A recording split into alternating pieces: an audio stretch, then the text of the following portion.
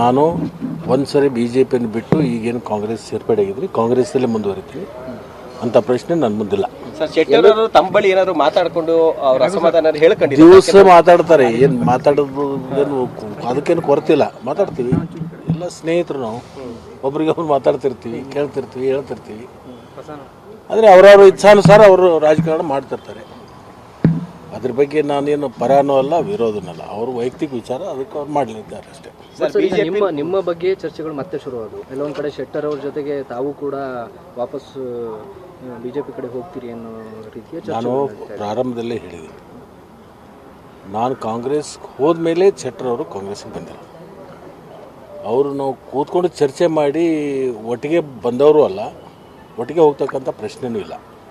ಸರಿ, ಬಿಜೆಪಿ ಅವ್ರ ಸಂಪರ್ಕ ನಿಮ್ಮನ್ನು ಮಾಡಿದ್ದಾರೆ, ರಾಷ್ಟ್ರೀಯ ಸ್ವಯಂ ಸೇವಕ ಸಂಘದ ಮುಖಂಡರು ತಮ್ಮ ಜೊತೆ ಸಂಪರ್ಕದಲ್ಲಿದ್ದಾರೆ. ಇದು ಕೇವಲ ಊಹಾಪೋಹನ ಅಥವಾ ನಿಜನಾ ಸರ್? ನೋಡಿ, ಈಗ ಅವರಿಗೆ ಅಗತ್ಯ ಇದೆ. ಯಾರಿಗೆ? BJP ಅವರಿಗೆ ಈಗ ಲೋಕಸಭಾ ಚುನಾವಣೆಯ ಅಗತ್ಯತೆ ಇದೆ ಮತ್ತು ಅನಿವಾರ್ಯತೆ ಇದೆ. ಅದರಿಂದ ಎಲ್ಲರೂ ಸಂಪರ್ಕ ಮಾಡ್ತಾರೆ, ಎಲ್ಲರೂ ಬರ್ಮಾಡ್ಕೋತೀವಿ, ಬನ್ನಿ, ಆಗಿದ್ದಾಯಿತು, ಓದದ್ದು ಹೋಯ್ತು, ಬನ್ನಿ ಅಂತ ಕೇಳ್ತಾರೆ. ಅವ್ರವ್ರ ಇಚ್ಛಾನುಸಾರ ಅವರವರು ತೀರ್ಮಾನಗಳನ್ನು ಮಾಡ್ತಾರೆ. ನನ್ನ ತೀರ್ಮಾನ, ನಾ ಎಲ್ಲಿ ಹೋಗಲ್ಲ, ಇಲ್ಲೇ ಇರ್ತೀನಿ, ಇಷ್ಟೇ ನನ್ನ